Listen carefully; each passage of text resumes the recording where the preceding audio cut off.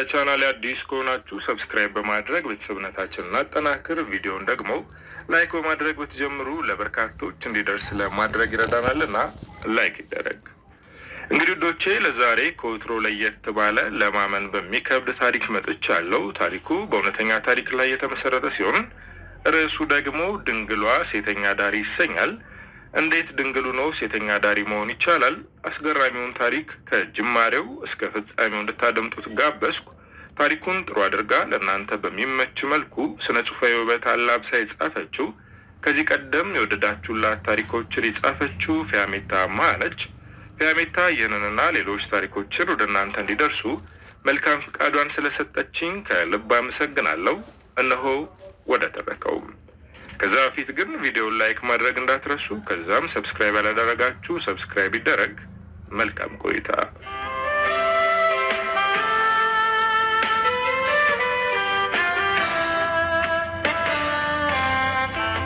ድንግሏ ሴተኛ ዳሪ እውነተኛ ታሪክ ላይ የተመሰረተ። ጸሐፊ ፊያሜታ አማሃ።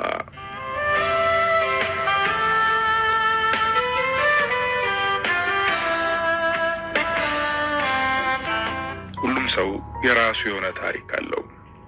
የሚያስደስት፣ የሚያሳዝን፣ የሚገርምና የሚያሳቅቅ።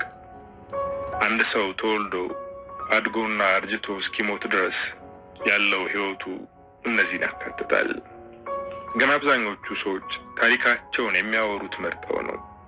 ማለትም የራሳቸውን ጥፋት ደብቀው ሌላ ሰው ላይ እጃቸውን ይቀስራሉ። ወይም ደግሞ ድክመታቸውን ሳይሆን ጥንካሬያቸውን ለማውራት ይቸኩላሉ። አንዳንዶቹ ደግሞ ድክመታቸውንና ጥንካሬያቸውን አዋስተው በመናገር ለሌሎች ምሳሌ ይሆናሉ። መሆንም ያለበት እንደዛ ነው። ሰዎች እኮ የሌላን ሰው ታሪክ የሚሰሙት ችግሮችን እንዴት ማለፍ እንዳለባቸው ለማወቅና ድክመታቸውን ለመመርመር ነው። እንዲሁም ቸልተኝነታቸው ምን አይነት ዋጋ እንደሚያስከፍላቸውም ለመማር ጭምር።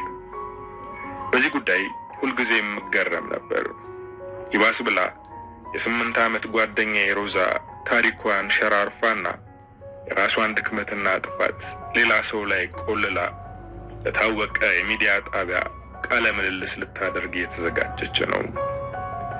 ሮዛን ካወቅኳት 8 ዓመት ሆኖኛል። ላለፉት 8 ዓመታት ክፉንም ደጉንም አብረን ያሳለፍነው። በእርግጥ በእኛ ሕይወት ውስጥ ደግ የምንለው ነገር የለም። ሁለታችንም ወደዚህ የሴተኛ አዳሪነት ሕይወት የገባ ነው በተመሳሳይ ወቅት ነው። ሮዛ የዩኒቨርሲቲ ተማሪ ነበረች። በጣም ቸልተኛና ደካማ ተማሪ ስለነበረች ዩኒቨርሲቲው አባረራት። እሷም ወደ ቤተሰቦቿ ተመልሳ ላለመሄድ ወደዚህ ሕይወት ገባች። ትንሽ ሰራ አድርጌ ወደ ቤተሰቦቼ እመለሳለሁ፣ እዛም ትንሽዬ ንግድ ነገር ጀምራለሁ ትል ነበር። ግን ይኸው ዛሬ ስትል ነገ እንደ ቀላል 8 ዓመት አስቆጠረች። አሁንማ እንኳን ሰርታ ልትሄድ ይቅርና እስከነጭራሹም ቤተሰቦቿን ረስታቸዋለች። ብቻ ለነገው ቃለ መጠይቅ እየተዘጋጀች ነው። ሮዛ መነሻው እውነተኛ ታሪኳ ይሁን እንጂ ከግማሽ በላይ የሚሆነው ውሸት ነበር። የምትናገረውን ስትለማመድ እየሰሟት ነበር። ከዩኒቨርሲቲ የተባረረችው ቤተሰቦቿ ምንም ድጋፍ እንደማያደርጉላትና መምህራኖቿ ሴትነቷን ፈልገው እሷ ደግሞ ይህን ነገር እንደማትፈልግ ስትነግራቸው ቤቷን እንዳበላሹባት፣ በዛም ምክንያት ሳትባረር ተመልሳ ቤተሰብ ጋር ላለመሄድ ብላ እዚህ ሕይወት ውስጥ እንደገባች ለመናገር ልምምድ እያደረገች ነው።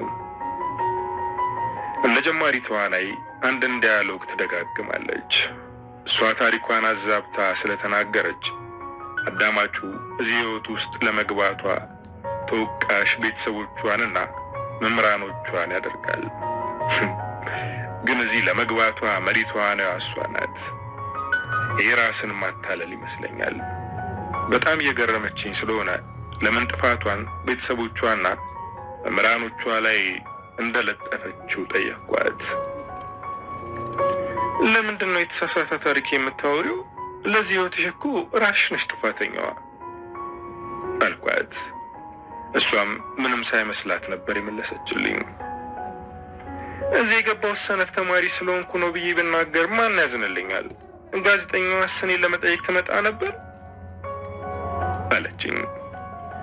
ስለዚህ ሰዎች እንዲያዝኑልሽ የውሸት ታሪክ መፍጠር አለብሽ አልኳት፣ በጣም ስላናደደችኝ። እሷም ምንም ሳትመልስልኝ ወጥታ ሄደች። እዚህ ህይወት ውስጥ ከገባው በኋላ ከብዙ ሰዎች ጋር ተዋውቄያለሁ። አብዛኞቹ የሚያወሩኝ ታሪካቸው አሳዛኝ ነው። መጀመሪያ አካባቢ ስሰማ አሳዝነውኝ አለቅስ ነበር። በኋላ ላይ ግን ውሸት እንደሆነ እየገባኝ ሄደ። እኔ ግን ለማንም ታሪኬን አዛብቼ ተናግሬ አላውቅም። ታሪኬንም ከጅማሬው ጀምሬ ያወራኋት ለሮዛ ብቻ ነው። ሁሏም ሴት የኔን ታሪክ ለመስማት ትጓጓ ነበር። እኔ ግን አልናገርም። ታሪኬን ለሮዛ ከነገርኳት በኋላ ግን ሁሉም ሰምተውታል። እንደውም አንዳንዶቹ ሴቶች ድንግሏ ሴተኛ ዳር እያሉ ሙድ ይዙብኝ ነበር። እኔ ግን ምንም አይመስለኝም። ለሮዛ የነገርኳት ታሪክ ምንም ውሸት ያልተቀላቀለበት ነው። አንዳንድ ሴቶች አይወዱኝም። ምክንያቱም እኔ ብዙ ካልተከፈለኝ ከደንበኛ ጋር ወደ አልጋ ቤት አልገባም። ወንዶቹም ዋጋው ከፍ ሲል ለእኔ ፍላጎት ያድርባቸዋል። እንዲሁም አንድ ጊዜ እኔ ጋር ያደረ ወንድ ከዛ በኋላ ከኔ ውጪ ሌላ ሴት ጋር አይሄድም። በዚህ ምክንያት የሥራ ባልደረቦቼ ለእኔ ጥላቻ አለባቸው። ኧረ እንደውም በተደጋጋሚ ሊደበድቡ ይሞክረው ነበር፣ ግን አልተሳካላቸውም። ፊቴንም በምላጭ ሊሰለትሉኝ ሲሞክሩ ሮዛ ሰምታ ትርፋኛለች። እንዲሁም ሆኖ ግን ቂም አልይዝባቸውም፣ እንደውም አዝንላቸዋለሁ። ሮዛ ልምምዷን ጨርሳ ለቀረጻ ቀርባለች። ብዙ ሴቶች ከካሜራው ጀርባ ቆመው የሮዛን ታሪክ እንደ አዲስ እየሰሙ ነው። እኔም በሆን ትንሽ ራቅ ብዬ ሁሉን ነገር እየታዘብኩ ነው። ሮዛ የተዘጋጀችበትን የውሸት ታሪክ ተናግራ ጨረሰች። ጋዜጠኛዋ እንደ ሴትነቷ ሮዛ የነገረቻት ነገር እየከነከናት ስለሆነ ፊቷ ተቀይሯል። ከጋዜጠኛዋ ጋር አብራ ያለችው ሴት ግን አይኗ እኔ ላይ ነበር። ለምንድን ነው ከሌሎቹ በተለየ ሁኔታ የምታየኝ ብዬ አሰብኩ። ግን እንደሚመስለኝ ለየት ብዬ ብቻዬን ስለቆምኩ ነው። ወደ አንደኛዋ የሥራ ባልደረባዬ ተጠግታ እኔን እያየች ታወራለች። በእርግጠኝነት ስለ እኔ እያወራች ነው። ትንሽ ቆይታ ወደ ሮዛ ሄደች። ሮዛም በፈገግታ ነበር ስታወራት የነበረው። ከዛም ወደ እኔ ይዛት መጣች። መቼም አንቺንም ቃለ መጠይቅ እናደርግሽ አይሉኝም። እኔ እነሱ እንደሚፈልጉት አይነት ታሪክ መፍጠር አልችልም። ልጅቷ የኔን ታሪክ መስማት እንደምትፈልግ ነገረችኝ። ያንቺን ታሪክ መስማት ፈልጋ ነው አለችኝ። እና እሷ ስለፈለገች እኔ መናገር ግዴታ አለብኝ አልኳት። ልጅቷ ደንገጥ አለች። እኛ እዚህ ህይወት ውስጥ ያለን ሴቶች ምን ይሉኛል አንልም። ማለትም የምንናገረውን ቃል አንመርጥም። እንዲሁም በድምጻችን ቶን ይደነግጣሉ ብለን አናስብም። መናገር ያለብንን ነገር በሚመችን ድምፅ እንናገራለን። አሁንም ይቺን እንግዳ በንግግሬና በጩኸቴ ያስደነገጥኳት ይመስለኛል። እሷ ግን ደንግጣ ተመልሳ አልሄደችም። እጇን ለሰላምታ ዘርግታ ስሟን ነገረችኝ። ፊያሜታ እባላለሁ አለችኝ። ስምሽ ማንስ ቢሆን ምን አገባኝ ብዬ አሁንም ላስደነግጣት ነበር። ግን ቃላቶቹን አፌ ላይ መለስኳቸው። እኔም ሰላም እያልኳት ስሜን ነገርኳት። ምህረት አልኳት። ታሪኬ ለየት ያለ እንደሆነ ስለሰማች እንዳወራት እንደምትፈልግ ነገረችኝ። ከምን ጊዜው ለማያውቋት ሴት ስለኔ ነገሯት ብዬ ተገረምኩ። ግን እኔ ታሪኬን ለማውራት ፈቃደኛ ለመሆኔን ነገርኳት። እኔ የሚነገር ታሪክ የለኝም፣ ስለዚህ ሌላ ሰው ፈልጊ አልኳት። ያንቺ ታሪክ መጥፎ የሚሆን ጥሩ ሰው ትምህርት ያገኝበታል፣ በተለይ ሴቶች አለችኝ። ልጅቷ የኔን ታሪክ ለመስማት ሙጥኝ ብላለች። እኔም አልናገርም ብዬ ደርቄያለሁ። ከስንት ጭቅጭቅ በኋላ አሳመነችኝ። የእውነት ልጅቷ በጣም ደረቅ ነበረች። ልሰድባት ሁሉ ሞክሬያለሁ። እሷ ግን ፈገግ እያለች ፍሬ የሆኑ የማሳመኛ ቃላቶችን ተወረውርብኛለች። ብቻ ልነግራት ተስማማው። ዛሬ ሳይሆን ነገ እመጣለሁ ብላኝ ሄደች። ነገ ስላለችኝ ነገ እሷ ስትመጣ መደበቅ እችላለሁ ብዬ አሰብኩኝ። ግን እነግርሻለሁ ብያታለሁ። እሷም የኔን አንዲት ቃል ሰምታ እሺ እመጣለሁ ብላኝ ነው ሄደችው። ሮዛ ፈገግ ብላ እያየችኝ ነው። የምትናገሪውን ታሪክ አትዘጋጅበትም እንዴ አለችኝ። የሆነን ነገር መናገር እኮ ቀላል ነው። የሚከብደው የሌለና ያልተጻፈውን ነገር መናገር ነው አልኳት። ደግሞም እውነቴን ነው። በእኔ ህይወት ውስጥ የተፈጸመውንና እኔ የፈጸምኩትን ነገር ለማውራት ምንም ልምምድ አያስፈልገኝም። ልምምድ የሚያስፈልገኝ ታሪኬ ላይ ውሸት ጨምሬ መናገር ብፈልግ ኑሮ ነበር። እኔ ግን የተደረገውን እውነቱን ብቻ ነው የምናገረው። በነጋታው ከጠዋቱ 4 ሰዓት አካባቢ ፊያሜታ መጣች። ነገ ነይ እነግርሻለሁ ያልኳትን ቃል አምና በሰዓቷ መጣች። ካሜራና ሌሎች ሰዎች አብረዋት ይመጣሉ ብዬ አስቤ ነበር። ግን የመጣችው ብቻዋን ነው። ሮዛ ተገርማ ለምን ካሜራ ይዘሽ አልመጣሽም አለቻት። እሷም እኔ ጸሐፊ እንጂ ጋዜጠኛ አይደለሁም አለቻት። ብቻዋን በመምጣቷ ደስ ብሎኛል። ወደ እኔና ወደ ሮዛ ክፍል ይዣት ገባው። እንደገባች የኔንና የሮዛን ፎቶዎች ማየት ጀመረች። እኔም ሮዛ ቡና እንድታፈላ ነገርኳት። እየቃምኩ ባወራት ደስ ይለኝ ነበር፣ ግን ምናልባት ላይመቻት ይችላል ብዬ አሰብኩኝ። ስለዚህ ቡና እየጠጣን ለማውራት አሰብኩ። ፍራሹ ላይ ተደላድላ ቁጭ አለች። እኔም ፊት ለፊት ተቀመጥኩኝ። ካሁን የስልኳን ሪከርድ ከፍታ ወይም ደብተርና እስክሪብቶ አውጥታ ጀምሪ ትለኛለች እያልኩ እየጠበቅኩ ነው። እሷ ግን በዝምታ ተቀምጣለች። ዝምታው ሲሰለቸኝ ጠየቅኳት። አንጀምርም እንዴ ስል ጠየቅኳት። እሷም እኔ እንድጀምር እየጠበቀች እንደሆነ ነገረችኝ። ሪከርድ አታደርጊም እንዴ ብዬ ስጠይቃት በጆሮዋ ብቻ ለመስማት እንደመጣች ነገረችኝ። አሁን የበለጠ ምቾት ተሰማኝ። ታሪኬን ለጓደኛዬ በነጻነት እንደማወራ አድርጌ እንዳስብና የፈለግኩትን ማለትም ይገልጽልኛል ብዬ የማስበውን ቃል መጠቀም እንደምችል ነጻነት ሰጠችኝ። ትላንት እኮ ሮዛ ስትቀረጽ ቃላቶቿን ተጠንቅቃ እንድትናገር ነበር ሲያስጨንቋት የነበረው። አሁን ግን ምንም አይነት የድምፅ ሪከርድ ስለሌለ እስከፈለግኩ መናገር እንደምችል እየነገረችኝ ነው። ግን ከምን እንደምጀምር ጠፋብኝ። ከየት ነው መጀመር ያለብኝ አልኳት። እሷም ፈገግ ብላ ከልጅነቴ እንድጀምር ነገረችኝ። በእርግጥ እውነቷን ነው። አሁን ካለሁበት ከጀመርኩ የልጅነት ታሪኬን ያበላሽብኛል። ልጅነቴ በጣም ደስ የሚል ነው። የተወለድኩት ሻሸመኔ ከተማ ውስጥ ነው። ሻሸመኔ ውስጥ አንድ ብሔር ብቻ ሳይሆን ብዙ ብሔሮች ነበሩ የሚኖሩት። እንዳሁኑ በፖለቲካ ጨዋታ ከመከፋፈላችን በፊት በተለያየ ባህል ነበር ያደግነው።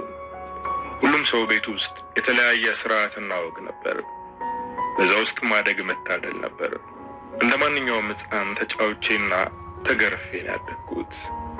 እንዲሁም ከጓደኞቼ ጋር የሰው መስኮት ሰብረን ላለመገረፍ ቀንም ሙሉ ሰፈር ለሰፈር እንዞር ነበር። እናቴ በስራዬ በጣም ትናደድ ነበር፣ ግን ደግሞ ትሳሳልኛለች። ምክንያቱም ብቸኛ ልጇ ስለሆንኩኝ። ለእናቴ የመጀመሪያዋም የመጨረሻዋም ነኝ። ለአባቴ ደግሞ ሁለተኛ ልጁ ነኝ። አባቴ በእድሜ ትልቅ ስለሆነ አዲስ አበባ ያለ አግብቷት ከነበረችው ሚስቱ የወለዳት ልጅ አለችው።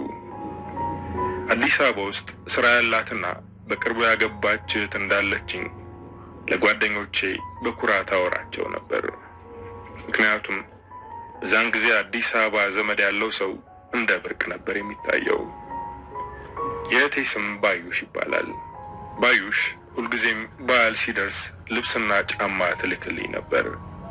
በጣም ብዙ ልብስ ነው የምትልክልኝ። ሁሉም የሰልባጅ ናቸው፣ ግን እኔ በጣም ደስ ይለኝ ነበር። አባቴ ከዚህ በውድ አንድ ልብስ ከሚገዛልኝ በላይ እሷ የምትልክልኝ ብዛት ያላቸው ልብሶች ደስ ይሉኛል። ባዩሽ ለእናቴም ትልክላት ነበር። እናቷ በልጅነቷ ስለሞተች እናቴን እንደ እናትም ማየ እያለች ነው የምጠራት። ግን እኮ እናቴ ያላሳደገቻትም። ያሳደጓት እዛው አዲስ አበባ የሚኖሩት የእናቷ ቤተሰቦች ናቸው። ግን እናቴን ትወዳታለች። እናቴን ብትሆን ሽሮና በርበሬ አስፈጭታ ትልክላት ነበር። እኔ ወደ ሃይስኩል ስገባ እንደምትወስደኝ ነግራኛለች። እኔም አዲስ አበባ እንደምሄድ ሳስብ ቶሎ ሃይስኩል በገባው እያልኩ እጓጓ ነበር። ሃይስኩል የመግቢያ ጊዜ ሲደርስ አባቴና እናቴ እዚሁ ሻሸመኔ እንድማር አስገደዱኝ። ምክንያታቸውም እነሱ ብቻቸውን ስለሆኑ ነበር። በዚህ በጣም ብናደድም ምንም መቀየር ስለማልችል ትምህርቴን ቀጠልኩ። ሃይስኩል ከመግባቴ ከአንድ ቆንጅዬ ልጅ ጋር ተዋወቅኩኝ። ሳሙኤል ይባላል። አባቱ የትምህርት ቤቱ ዳይሬክተር ነው። እናቱ ደግሞ የታሪክ መምህራችን ናት።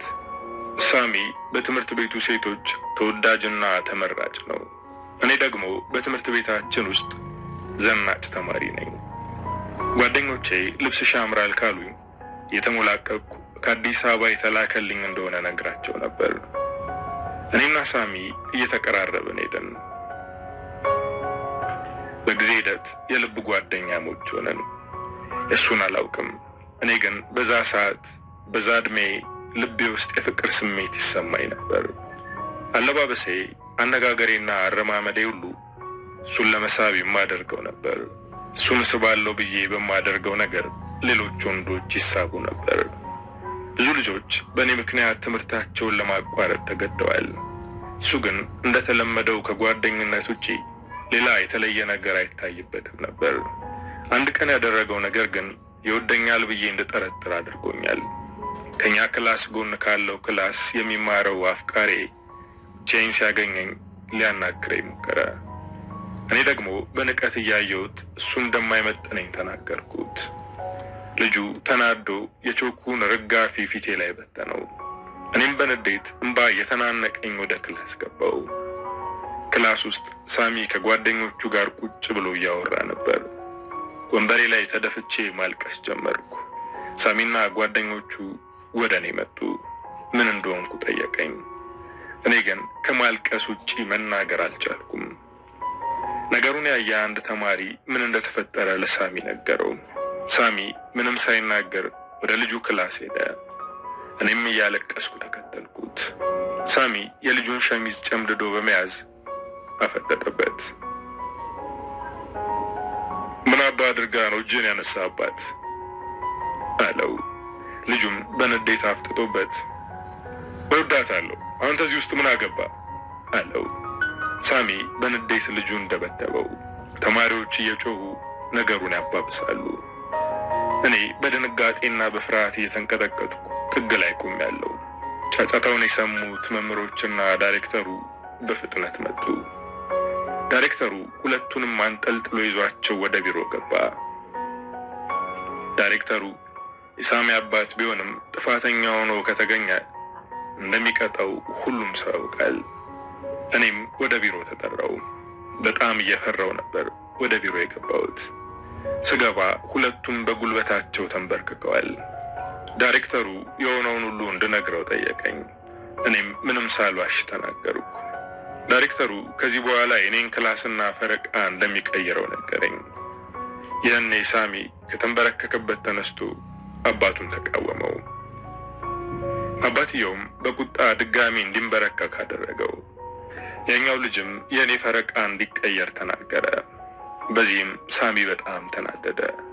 እሷ ክላስ የምትቀየር ከሆነ አልማርም አለ። አባቱ ተገርሞ እያየው ነበር። የዛን ቀን በምክር ታለፍን። ከዛ በኋላ ተማሪዎች ሳሚ ምህረትን ይወዳታል እያሉ ማውራት ጀመሩ። ከጊዜ በኋላ ግን ህይወቴ ቅርጹን ቀየረ። እናትና አባቴ አዲስ አበባ እህቴን ጠይቀው ሲመለሱ የመኪና አደጋ ደርሶባቸው ሕይወታቸው አለፈ። የሚወዱትን ሰው የማጣትን ሕመም ያወቅኩት የዛ ቀን ነው። በዚህ ዕድሜ አባቴንም እናቴንም በሞት አጣኋቸው። ከዛ በኋላ ሻሸመኔ ውስጥ የኔ የምለው ሰው አልነበረም። እህቴ መሸኛዬን አውጥታ ወደ አዲስ አበባ ይዛኝ ሄደች። ከዛን ጊዜ በኋላ ከሳሚ ጋር ተለያየን። ከእህቴ ጋር መኖር ጀመርኩ። እህቴም ሆነች ባለቤቷ በጣም መልካም ሰዎች ናቸው። ትምህርት ቤት ገባው። አዲስ አበባ ውስጥ ሁሉም ነገር ለየት ያለ ነው። ተማሪዎቹም እንደዛው። ከገጠርን የመጣችው እያሉ ሙድ ይዙብኝ ነበር። እኔም እናትና አባቴ ስለሚናፍቁኝ እያሳበብኩ አለቅስ ነበር። በጊዜ ሂደት ሁሉንም ነገር እየለመድኩት ሄድኩኝ። ግን ደግሞ ሌላ ነገርም እያስተዋልኩ ነው። የእህቴ ባልጋሻው ከሌላ ሴት ጋር እንደሚማግጥ አስተውያለሁ። ከጎረቤታችን ካለችው ሴት ጋር ብዙ ቀን አይቼዋለሁ። እህቴ ባዩሽ ባሏን አክባሪና የቤቷን ጉድለት ለመሙላት ደፋ ቀና የምትል ሴት ናት። እሱ ግን የተለየ ነገር የሚያገኝ ይመስል ይልከሰከስ ነበር። ይህን ነገር መጠርጠሬን ሲያውቅ እኔንና እህቴን ለማጣላት ይሞክር ነበር። ተጋለጥ ሲለው አንድ ቀን እጅ ከፍንጅ አስኩት። እኔ ትምህርት ቤት ቆይቼ ስመለስ ቤቱ ዝግ ነበር። እህቴም ከስራ አልተመለሰችም። ቁልፍ ከምናስቀምጥበት ሂጄ የአበባውን ቆርቆሮ ሳነሳ ቁልፍ የለም። ቁልፍ አትክልት ውስጥ ካላስቀመጠች ለጎረቤታችን እንደምትሰጣት አውቅ ነበር። ገርበብ ብሎ የተዘጋውን በር ከፍቼ ወደ ውስጥ ገባው። ስገባ ባየሁት ነገር ደንግጬ ወጣው። ጋሻውና ጎረቤታችን አልጋ ላይ ሆነው ስራቸውን እየሰሩ ነበር። በድንጋጤና በፍርሃት እየተንቀጠቀጥኩ ውጭ ላይ ቆምኩኝ። ትንሽ ቆይቶ ጋሻው ቀበቶን እያስተካከለ ወጣ። ቁልፍ እሷ ጋር ስለነበረ ልቀበል ገብቼ እኮ ነው አለኝ። እኔ ሕፃን አይደለሁ ወይስ እንደ ጅል ቆጥሮኝ ነው እንደሚናገረው? ወይስ ያደርጉ የነበሩትን ነገር የማላቅ መስሎት ነው? በሩን ከፍቶ ሁለታችንም ወደ ውስጥ ገባን። እንዳይመታኝ ወይም የሆነ ነገር እንዳያደርገኝ ፈርቼ ነበር። ደግነቱ ወዲያው እህቴ መጣች። ከአሁን ልትናገር ነው እያለ ፈርቶ ነው መሰል አይኔን ያየኛል። እኔ ግን አይደለም ልናገር ይቅርና ለምን በሩን ሳላንኳኳ ገባው እያልኩኝ እየተጸጸትኩ ነው። እህቴ ሁኔታዬ ግራ ገብቷት ነበር። ምክንያቱም ድንብርብሬ ወጥቷል። ከዛ ቀን በኋላ እኔና ጋሻው አንነጋገርም ነበር። እሱም በፍርሃት ነው የሚያየኝ። እኔም ካሁን የሆነ ነገር አደረገኝ እያልኩ ፈራ ነበር። እኔ ካየኋቸው በኋላ ከጎረቤታችን ጋር ቆመ። ጎረቤታችን በሆነ ባልሆነውና በማያገናኘን ሁሉ ነገር እየፈለገች ከኔ ጋር ትጣላ ነበር። እህቴም ለኔ ብላ ከሷ ጋር ትጣላለች። አሁን ስረዳው ግን ያቺ ሴት እህቴም በጣም ነበር የምጠላት። በእህቴና በባሏ መሃል ገብታ በማጣላት ጋሻውን ማግባት ትፈልግ ነበር። በእርግጥ እዛ ቤት ብንቆይ ኖሮ ታደርገው ነበር። እኛ ሴቶች አንድ ነገር ከፈለግን ሳናሳካ አናቆምም።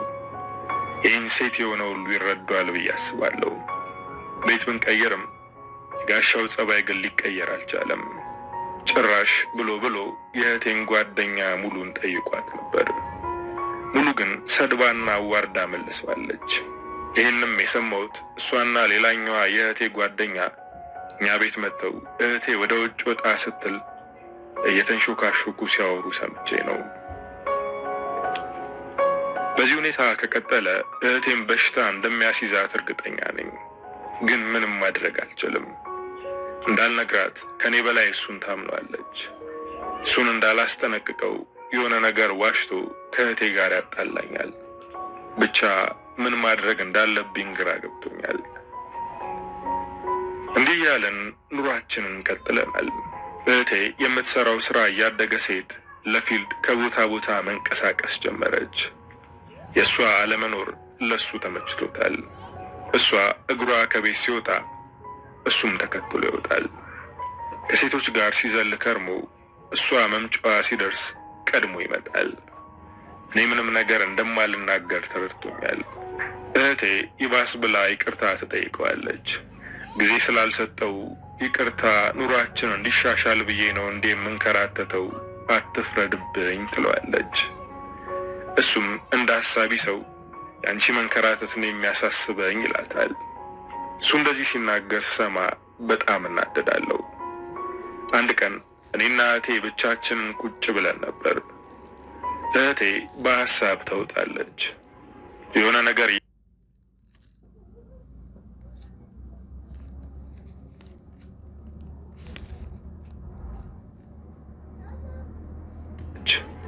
የሆነ ነገር እያሰላሰለች እንደሆነ ያስታውቃል።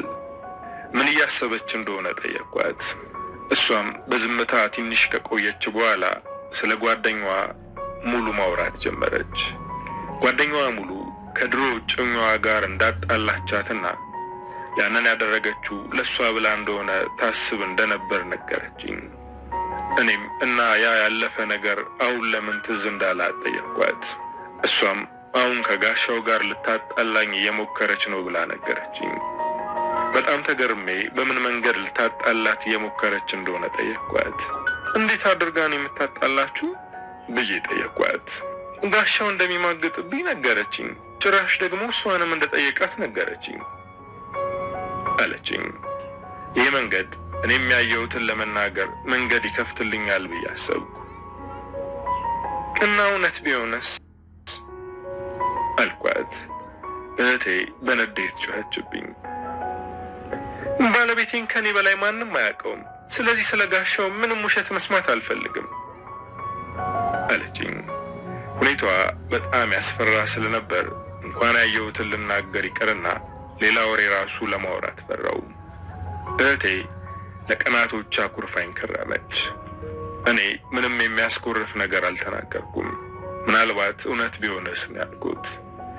በቃ ከዚህ በኋላ ምንም ነገር ስለ ጋሻው ብነግራት አታምነኝም። እሷ በዓይኗ እስካላየች ድረስ ማንም ነግሯት አታምንም።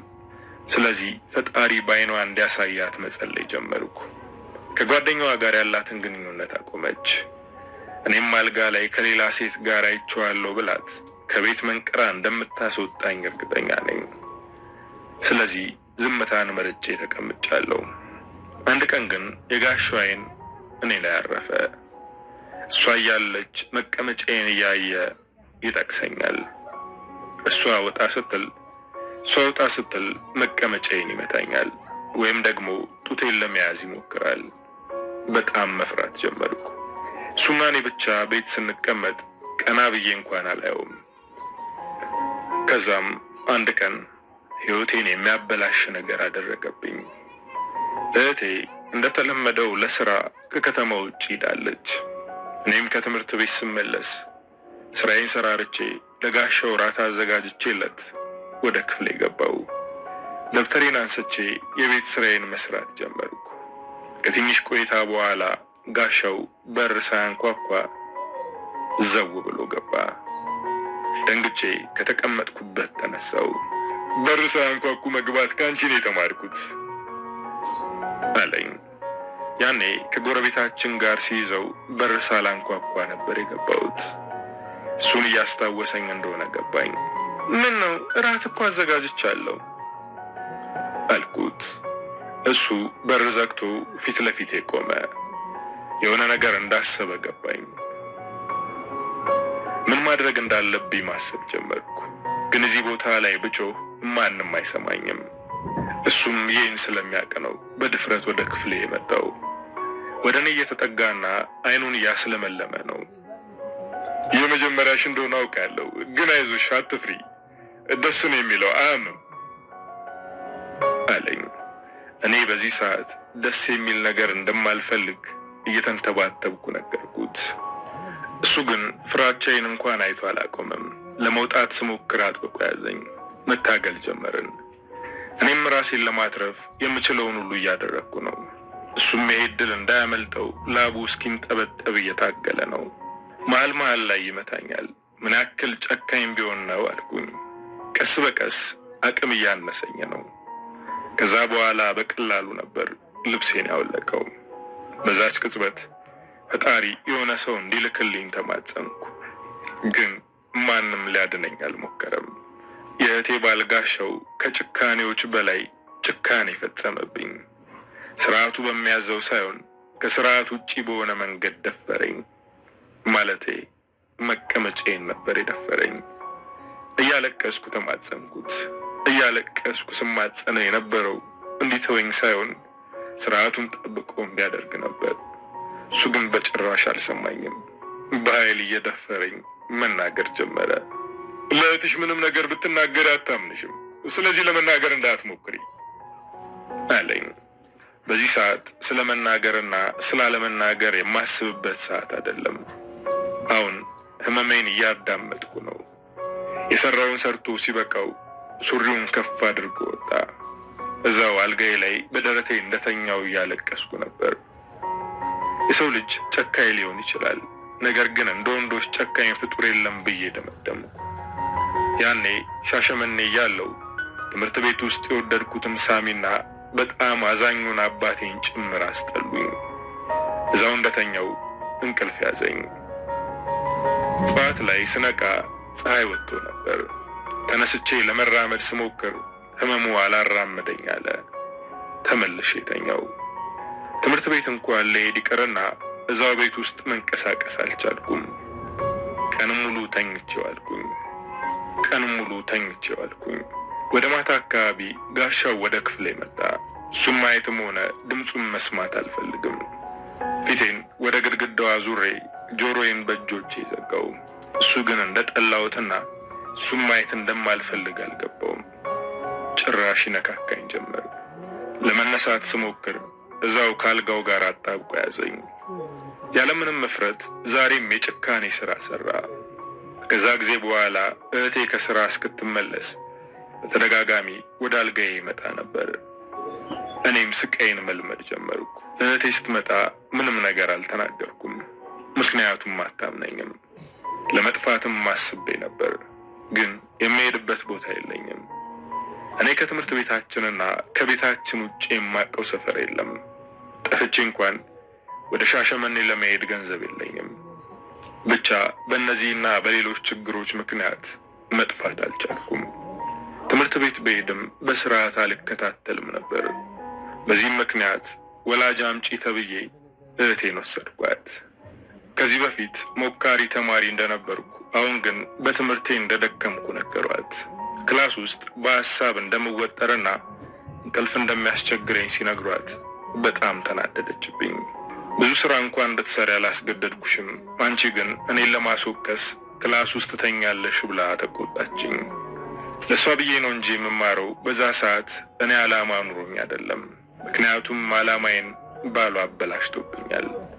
በዛ ሰዓት በውስጤ የሚሰማኝ ምንም የማረባና የባከነች ሴት የሆንኩ ያክል ነበር። እህቴ ማታ ማታ እንዳጠና ትገፋፋኝ ነበር። እኔም ደብተሬን ገልጬ ቁጭ ከማለት ውጪ ምንም የማጥናት ጥረት አላደርግም። እባክሽ የሰው አፍ ውስጥ እንድገባ አታድርጊኝ፣ አሁን ብትወድቂ ያለ እረፍት ስራ እያሰራቻት ነው የምባለው አለችኝ። ስራ ልስራ እንጂ ያን ያክል ጫና የለብኝም። ላጠና ነው ካልኳት በጣም ደስ ይላታል። ለምን የቀረው ስራ አይቀር ግቢና ጥኝ ትላለች። ትምህርት ቤትም እንዳላረፍድ ሁልጊዜ ትነግረኛለች። እህቴ ከሰዎች ወሬ ለማምለጥ ብላም ብቻ ሳይሆን ለእኔ የወደፊት ህይወት ስለምታስብ ነው። እሷ እኮ ሕፃን አይደለችም፣ ምንድነው ይህን ያክል የምትጨነቂው ይላታል። የትምህርቴ መድከምና የሞራል ውድቀት በሱ ምክንያት እንደሆነ ዘንግቶታል። አሁን ደግሞ ለሷ የተጨነቀ ይመስል ያስመስላል። እህቴ እንደተለመደው ለስራ ስትሄድ እሱ ቆሻሻ ስራውን ይሰራል። እኔም በጊዜ ሂደት እየለመድኩት ነው። አሁን መታገልም ሆነ እናገራለሁ እያልኩ ማስፈራራት አቁሜያለሁ። እንዲያውም ተዘጋጅቼ እጠብቀዋለሁ። በጊዜ ሂደት ይሄ ነገር ሱስ እየሆነብኝ ሄደ። እሷ ውጣ ስትል ሁለታችንም በፍላጎት ማድረግ ጀመርን። ግን ከመቀመጫ ውጪ እሱም ሞክር አያውቅም፣ እኔም አልፈልግም። የኔ ፍላጎት እየጨመረ ሲመጣ እሱ ደስተኛ ሆነ። ከእህቴም ጋር ያልጋ ጨዋታ አቆመ። በዚህ ምክንያት መጣላት፣ መጨቃጨቅ ጀመሩ። ጓደኛዬ የነገረችኝ ነገር ትክክል ይሆን እንዴ? የሌላ ሴት ጭን ስለለመደ ይሆን እንዴ ጠላኝ እያለች በጭንቀት ትብሰለሰል ነበር። እሷ እንዲህ ስትሆን እኔ በጸጸት ራሴን ወቅሳለሁ። ደጓና የዋህ እህቴ ላይ ይህን በማድረጌ እግዜር ይቅር እንደማይለኝ ግልጽ ነው። እሱም ከእኔ ጋር የሚያሳልፈው ነገር ሱስ ሆኖበታል። ጭራሽ አሁንማ እሷ ቤት በምትኖርበት ጊዜ እኔ ትምህርት አለኝ እያልኩኝ እወጣለሁ። እሱ ደግሞ በዛው ስራ ሲወጣ ተገናኝተን አልጋ ይዘን ቆሻሻ ስራችንን እንሰራለን። ይህ ነገር ከቀን ወደ ቀን እየባሰብኝ ሄደ። ጭራሽ ከእህቴ ጋር ወደ መኝታ ቤት ሲገባ መቅናት ጀመርኩ። እሱም እንደምቀና ያውቃል። አንዳንድ ጊዜ በጣም እንደቀናው ሲያይ አሞኛል ብሎ ሶፋ ላይ ይተኛ ነበር። እንደዛ ሲያደርግ በጣም ደስ ይለኛል። በህይወቴ የምጠላው ሰው ቢኖር እሱ ብቻ ነው። ግን ደግሞ ቀናለው። አንድ ጊዜ አልጋ ይዘን ተገናኘን። የምናደርገውን አድርገን ሁለታችንም በጀርባችን ተኝተን ጣራውን እያየን ነው። ጭንቅላቴ ውስጥ የሚመላለሰውን ጥያቄ ጠየቅኩት። በጣም እጠላሃለሁ፣ ግን ደግሞ ቀናለው። ለምን ይሆን እንደዛ የሆነው አልኩት። እሱም ፈገግ ብሎ መለሰልኝ። ምናልባት የተጠቀምኩት መንገድ ስለተመቸሽ ይሆናል አለኝ። ንግግሩ በጣም አስጠላኝ። የድሮ ጎረቤታችንም ጋር እንደኔ ከስርዓት ውጭ እንደሚያደርጉ ነገረኝ። ከእህቴ ውጭ ያሉት ሴቶች ጋር ከሁሉም ጋር ማለት ይቻላል ከስርዓት ውጭ ነው የሚያደርግ የነበረው። እህቴን ግን ስለሚያፈቅራት እንደዛ ለማድረግ አይሞክርም። ለመሞከር ካሰበም እንደሚያጣት ያውቃል። ምን አይነት ቆሻሻ ወንድ እንደሆነ ቀድሜ ባውቅም ይበልጥ ደግሞ አሁን አስጠላኝ። ግን ከኔ ጋር ማድረግ ከጀመረ ጊዜ ጀምሮ ከማንም ጋር አድርጎ እንደማያውቅ ምሎ ተገዝቶ ነገረኝ። ከእህቴም ጋር ጭምር ሞክሮ አያውቅም። አብረው ቢተኙም ሰበብ እየፈለገ ትቷት ይተኛል። ቤት ውስጥ ጸብ የበረከተውም በዛ ምክንያት ነው። አሁን ለሱ ያለው ፍቅር እየቀነሰ መሆኑንና ከኔ ጋር ብቻ ጊዜ ማሳለፍ እንደሚፈልግ ጭምር ነገረኝ። ይሄ ማለት ከትንሽ ጊዜ በኋላ በእኔ ምክንያት የእህቴ ትዳር አደጋ ላይ ይወድቃል ማለት ነው። ኧረ እንደውም የእሱ የወሬ አቅጣጫ ከእሷ ጋር ተፋቶ እኔን ማግባት እንደሚፈልግ ነው የሚያሳየው። እኔ ግን ምንም ያክል ከእሱ ጋር የማደርገው ነገር እሱ ሲኖርብኝ እንጂ እህቴ ሕይወቷ እንዲመሰቃቀል አልፈለግኩም። ምን ማድረግ እንዳለብኝ ማሰብ ጀምሬያለሁ። ግን አሁንም ከእሱ ጋር መገናኘቴን አላቆምኩም። አንድ ቀን ግን ከእሱ ጋር ያለኝን ግንኙነት ሌላ ሰው አወቀ። ከትምህርት ቤት ወጥቼ ሁልጊዜ ወደምንገናኝበት አልጋ ቤት ሄድኩኝ። እሱ በር ላይ እየጠበቀኝ ነበር። ተያይዘን ወደ ውስጥ ገባን። እንደተለመደው ለሰዓታት ቆይተን ወጣን። ከአልጋ ቤቱ ወጥተን አብረን ወደ ቤት ላለመሄድ እኔ ወደ ኋላ ቀረት አልኩኝ። እሱ ደግሞ ቀደም ብሎ ሄደ። ትንሽ እንደተራመድኩ የሆነ ሰው ትከሻዬን ነካ አደረገኝ። በድንጋጤ ቶሎ ብዬ ወደ ኋላ ዞርኩኝ። እንደዚህ ያስደነገጠችኝ የእህቴ ጓደኛ ሙሉ ናት። ከየት እየመጣሁ እንደሆነ ጠየቀችኝ። እኔም ጓደኛዬ ስለታመመች ከትምህርት ቤት ስወጣ በዚሁ ለመጠየቅ መምጣቴን ነገርኳት።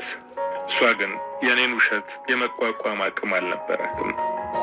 ውሸታም ባለጌ በማለት አመዴን ቡን አደረገችው። በድንጋጤ ደርቄ ቆምኩኝ። ምን ነው አልኳት።